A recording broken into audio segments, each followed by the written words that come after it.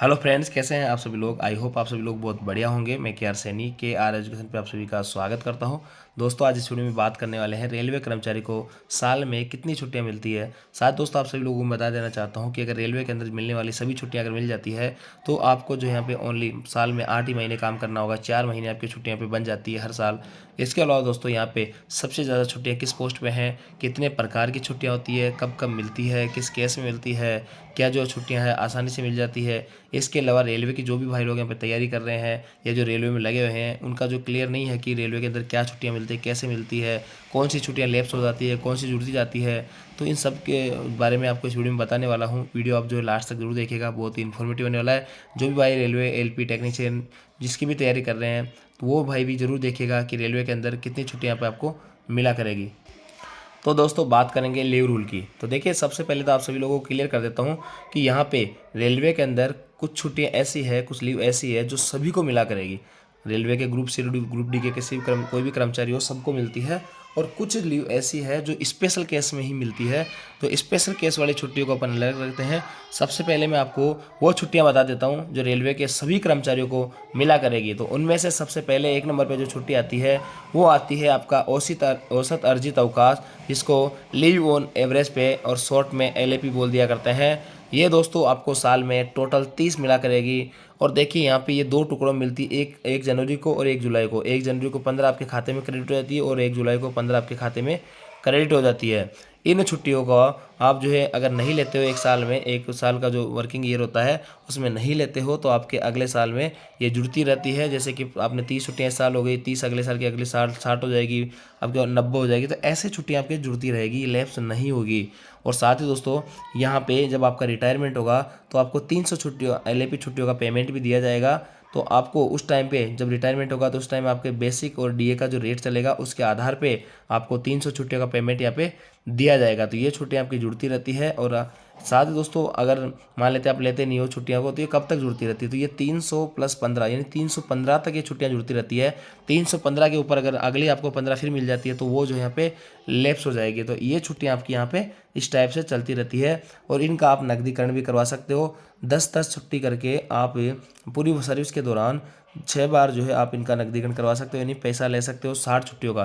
तो कहने का मतलब पूरे जीवन काल में आपको 360 छुट्टियों का पैसा आपको मिलता है। 300 छुट्टियों का आपका रिटायरमेंट पे और 60 छुट्टियों का पैसा जो है आप बीच में हर 2 साल के अंदर एक बार आप नकदीकरण करवा सकते हो 10 छुट्टियों का। तो ऐसे करके 10-10 छुट्टियों का आप जो है 6 बार नकदीकरण करवा सकते हो 60 छुट्टी का। तो ये एलएपी छुट्टी है, सभी को मिला करेगी। इसके बाद में दोस्तों, टाइप 2 की जो पोस्ट जो है आपकी छुट्टी है वो है अर्ध वेतन अवकाश या लीव ऑन हाल्फ एवरेज पे। तो LHAP भी बोल दिया करते हैं। तो देखिए दोस्तों, इसमें क्या होता है, ये इसको आप मेडिकल सिक भी बोल सकते हैं, या जो आपको सिक लीव मिलती है बीमार होने पे, वो छुट्टियां इनको बोल दिया करते हैं। इसमें क्या होता है दोस्तों, ये भी आपको पूरे साल में 20 हाफ छुट्टी मिला करती है। और 10 जो है छुट्टी आपको 1 जनवरी को मिलती है, 10 1 जुलाई को मिलती है। तो पूरे साल में आपको जो है 20 मिला करेगी। और ये भी जो है लैप्स नहीं होती है, ये जुड़ती जाती है। अब देखिए, ये जो है 10 और 10 20 हाफ छुट्टी हो गई। अगर आप फुल छुट्टी कराओगे इनको तो ये पूरे एक साल की 10 ही फुल छुट्टी बनेगी। 20 हाफ हो गई और 10 आपकी फुल हो गई। हाफ का मतलब ये हो गया कि आधा पेमेंट आपको मिलेगा, और फुल अगर छुट्टी आप लेते हो 10 दिन की तो आपको पूरा पेमेंट इसमें मिलेगा। और 20 छुट्टी में आपको 20 दिन का आधा पेमेंट काट लिया जाएगा। तो इस हिसाब से ये सिक छुट्टी है, ये आपकी हर साल जुड़ती रहेगी। और दोस्तों, ऑन रिटायरमेंट अगर आपके एलएपी छुट्टियां कम पड़ जाती है, सपोज डेट की 260 ही बन रही है, तो यहाँ पे आपका जो सिक लीव अगर पड़ी होगी इधर 50-60 जो भी है, तो उनको इसमें ऐड होकर 300 छुट्टी तक आपको पेमेंट यहाँ पे मिल जाएगा। तो ये छुट्टी भी आपको 2 नंबर जो छुट्टी है ये भी सभी को मिला करेगी। इसके अलावा दोस्तों, जो बात करते हैं अपन अनार्जित छुट्टी, लीव ऑन ड्यू, और एक होती है सीएल छुट्टी। सीएल छुट्टी जो होती है वो भी यहाँ पे सभी रेलवे कर्मचारियों को मिला करती है। सीएल छुट्टी में क्या होता है दोस्तों, कैजुअल लीव जो होता है, आकस्मिक अवकाश, ये सभी रेलवे कर्मचारियों को मिला करेगी। और ये साल में आपको 10 मिलती है 1 जनवरी को। और ये अगर आप 31 दिसंबर तक नहीं लेते हो तो ये लैप्स हो जाती है, आगे ऐड नहीं होती है, तो इनको लेना ही होता है। इस छुट्टी की खास बात यह है कि जैसे कि आपने 2 दिन की सीएल ली है तो यहाँ सीएल ले लो और बीच में रेस्ट पड़ रहा तो सीएल बाद में लगा दो। तो सीएल के बीच में कोई भी छुट्टी आप घुसा सकते हो। एलएपी के अंदर बीच में कोई भी छुट्टी आप नहीं लगा सकते हो, कोई रेस्ट वगैरह नहीं लगा सकते हो। जितनी एलएपी आप कंटिन्यू ले रहे हो 5 दिन की 7 दिन की, वो कंटिन्यू ही लेना पड़ेगा। उनके बीच में दूसरे टाइप की छुट्टी आप नहीं डाल सकते हो, जबकि सीएल में आप दूसरे टाइप की छुट्टियाँ बीच में डाल सकते हो, रेस्ट सीआर वगैरह कुछ भी आप डाल सकते हो। तो ये भी छुट्टियाँ सबको मिला करेगी। इसके अलावा दोस्तों, आपने देखा है पे 30 एलएपी हो गई, 20 LHAP होगी और 10 आपकी CL हो गई, 12 आपको NH मिलती है, यानी नेशनल हॉलीडे, यानी जब होली दिवाली ऐसे 12 त्योहारों को आपको छुट्टियां मिलती है, लेकिन उस दिन छुट्टी नहीं मिलती तो आपको NH नेशनल हॉलीडे अलाउंस यहाँ पे दे दिया जाता है, जो भी अलग अलग ग्रेड लेवल के हिसाब से अलग अलग पेमेंट आपको दिया जाता है। तो 12 छुट्टी, अगर 12 NH आते हैं उस दिन अगर छुट्टी लेते हो तो आपकी छुट्टी यहाँ पे आपको पेमेंट नहीं मिलेगा, सॉरी आपको जो नेशनल हॉलीडे अलाउंस है वो नहीं मिलेगा और आपकी छुट्टी नहीं कटेगी, NH लग जाएगा उस दिन का। तो इस टाइप से ये छुट्टियां जो है सभी कर्मचारियों को मिलती है। देखिए 30, 20, 50 और 10, 60 और 72 ये छुट्टी आपकी हो गई है।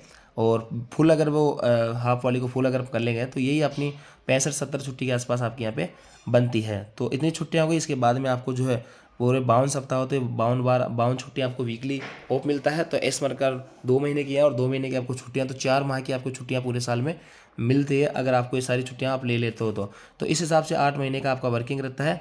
लेकिन दोस्तों यहाँ पे छुट्टियाँ इतनी आसानी से रेलवे के अंदर मिलती नहीं है, स्टाफ शॉर्टेज होता है, 365 दिन और 24 आवर्स की वर्किंग यहाँ पे रहती है, इसलिए छुट्टियाँ जो है इतनी आसानी से मिला नहीं करती है।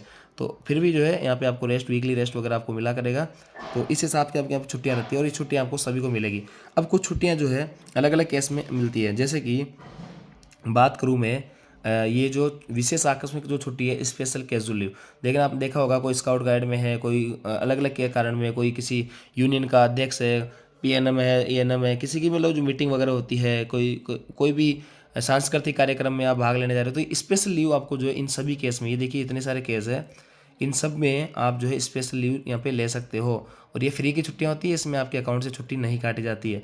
तो इन सभी केस में आप विशेष आकस्मिक छुट्टी आप ले सकते हो।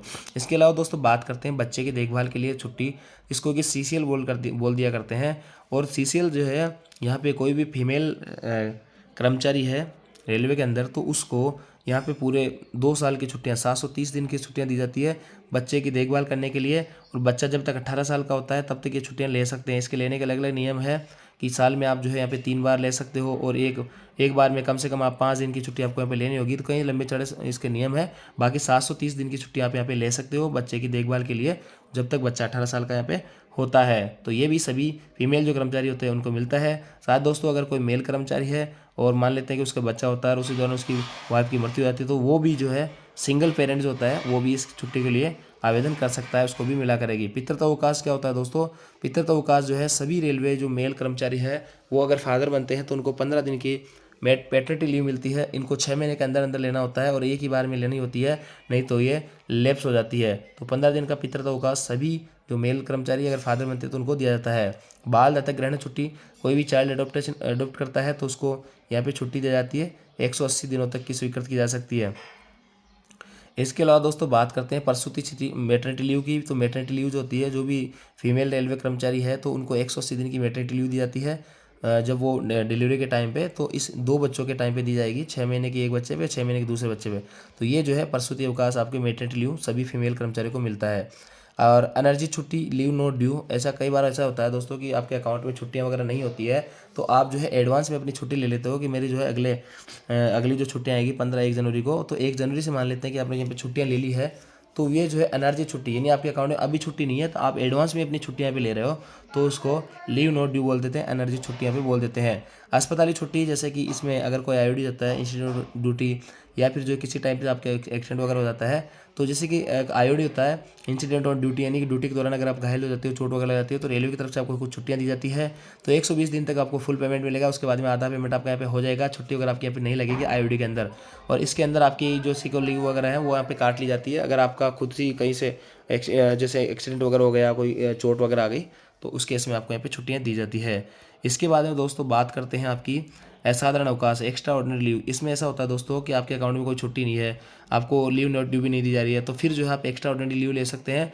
इस दौरान क्या होगा, इसमें आपको जो एब्सेंट नहीं लगेगी और आपका जो है वेतन भी आपको नहीं मिलेगा, यानी कि आपकी एब्सेंट नहीं लगेगी, और इतना फ़ायदा है इसमें और कोई फ़ायदा नहीं है। एक्स्ट्रा ऑर्डिनरी जो लीव होती है वो अलग अलग केस में दी जाती है और सक्षम कर्मचारी रेलवे जो अधिकारी होता है वो इस छुट्टी को सैंक्शन कर सकता है। स्पेशल डिसेबिलिटी, जो डिसेबल वगैरह किसी के चाइल्ड वगैरह होता है या खुद डिसेबिलिटी वगैरह, तो उनको अलग से कुछ छुट्टियाँ दी जाती है, तो वो इतनी ये कर्मचारी को मिलने वाली होती है। तो इस हिसाब से ये सारी छुट्टियाँ जो है रेलवे के अंदर रहती है। और भी कई टाइप की छुट्टियाँ हैं, स्टडी लीव है, CL है, सॉरी आपका जो CR वगैरह ड्यू हो जाता है वो है, DDR है, कई टाइप की छुट्टियाँ हैं। तो ये मेनली जो छुट्टियाँ हैं उसकी अपनी बात की है, इतनी सारी छुट्टियाँ आपको रेलवे के अंदर मिलती है। आई होप आपको जानकारी अच्छी लगी। वीडियो आपको अच्छा लगे, वीडियो को लाइक कीजिए, दोस्तों के साथ में शेयर जरूर करें। Thank you.